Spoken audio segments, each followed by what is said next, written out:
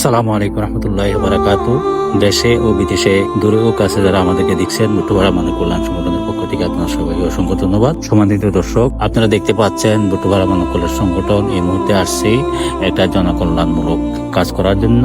আপনারা দেখতে পাচ্ছেন এই রাস্তাটি আমাদের বুটুপাড়া থেকে হয়ে চাকমাপাড়া, এরপরে বড়বিশ বাজারে পৌঁছেছে। রাস্তা দিয়া মোটরসাইকেল সহ বেশিরভাগ মালামালের যানবাহন চলাচল করে। তাই ঘনবর্ষার কারণে এই রাস্তাটি একবারে গাড়ি চলার অনুপযোগী হয়ে গেছে। আমরা সংগঠনের নেতৃবৃন্দ এখানে এসেছেন এই গর্তগুলা ভরাট করার জন্য। ইনশাল্লাহ আজকে আমরা এই রাস্তার গর্তগুলা ভরাট করে গাড়ি চলার একটা সুব্যবস্থা আমরা করে দেব।